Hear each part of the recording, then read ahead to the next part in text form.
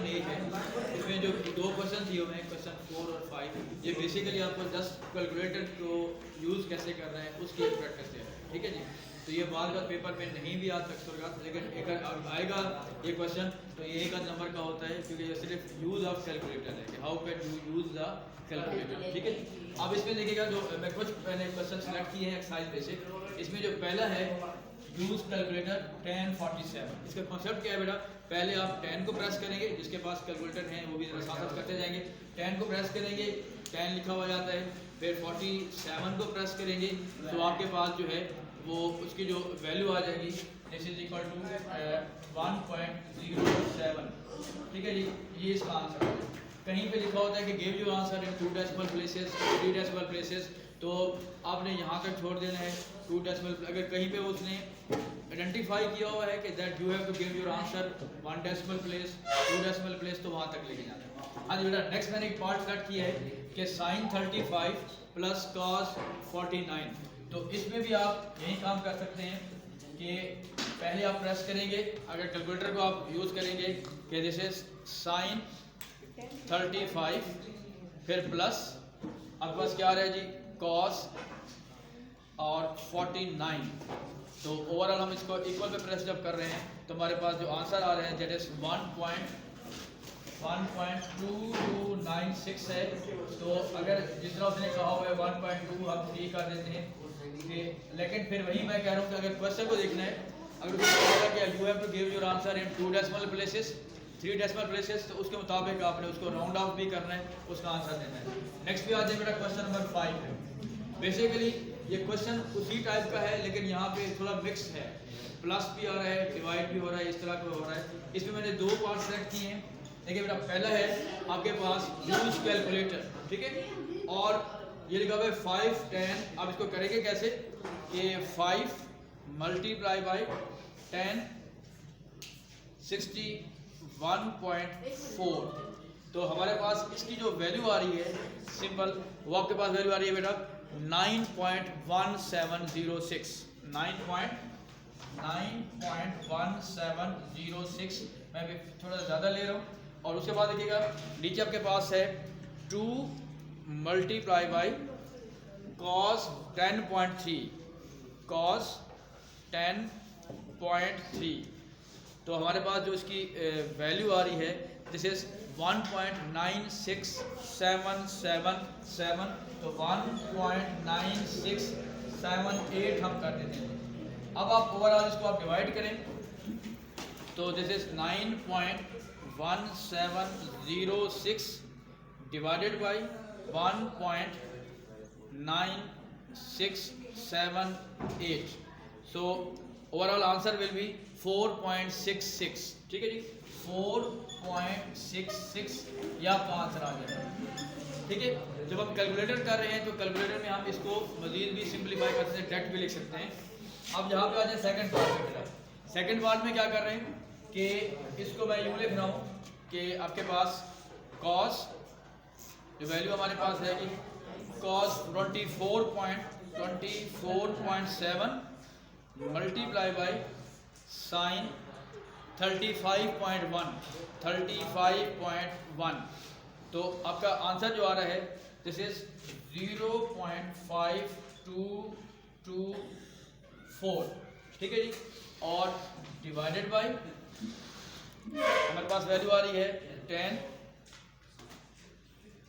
1057 और minus cos 15, so the value is 0.5739, 0.5739, और जब हम इसको आप डिवाइड करेंगे 0.5224 डिवाइडेड बाई 0.5739, तो आपका एक्चुअली आंसर आ रहा है जी 0.9102, ठीक है जी, 9102 है।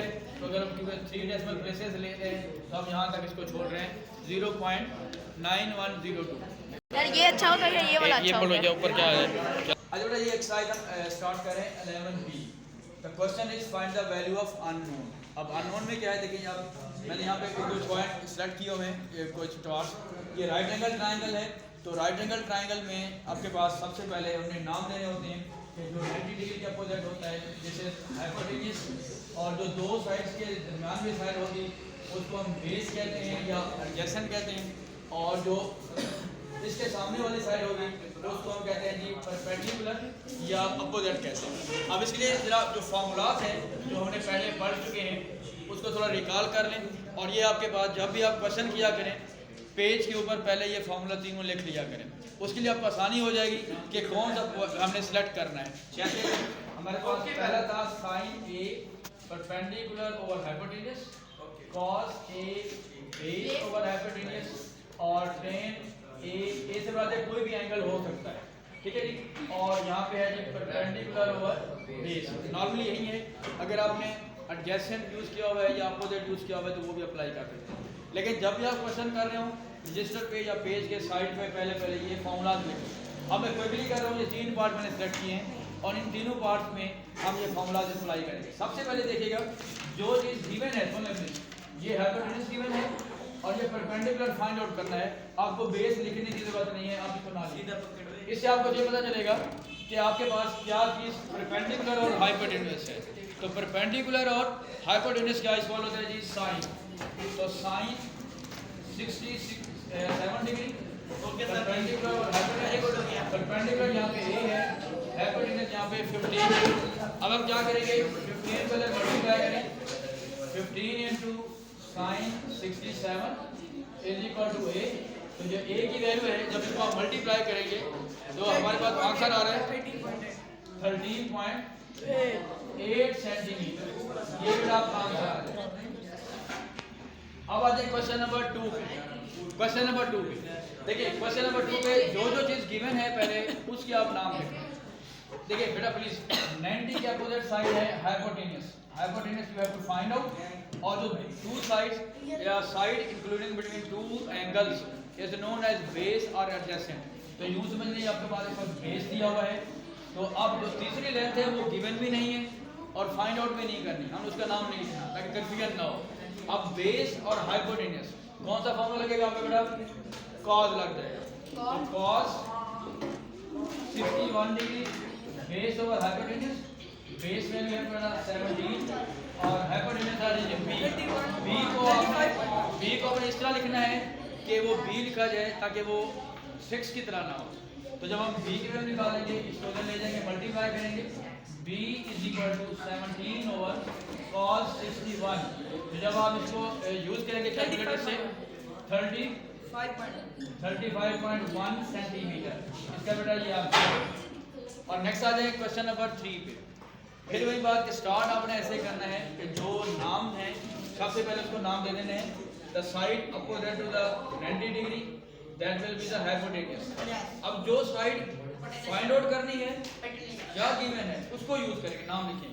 अब ये ए है तो ये आपके पास जो इस एंगल के सामने जो साइड होगी that will be the perpendicular, ठीक है जी। और ये आपके पास जो साइड है ये क्या बन जाएगी, दो साइड के बाद ये बेस बन जाएगा। इस वक्त यूं समझ लिया आपने फोकस करना है इन दो साइड्स पे। कौन कौन सी है आपके पास, एक perpendicular you have to find out और दूसरा आपके पास है बेस, ये गिवन है। तो परपेंडिकुलर और बेस के लिए फॉर्मूला हमारा इस्तेमाल होगा tan, ठीक है जी। तो हम अप्लाई कर देंगे tan 28 डिग्री परपेंडिकुलर और बेस। परपेंडिकुलर बेटा यहाँ पे a है और बेस यहाँ पे है 14। ये 14 यहाँ पे मल्टीप्लाई हो रहा है, सॉरी डिवाइड हो रहा है, उधर जाके मल्टीप्लाई हो जाएगा। तो हम लिखेंगे 14 into 10 28 is equal to a। तो a इज इक्वल टू हमारे पास आंसर आ रहा है 7.44 सेंटीमीटर, ठीक है ना। इसको आप प्लीज नोट कर लीजिएगा, ठीक है।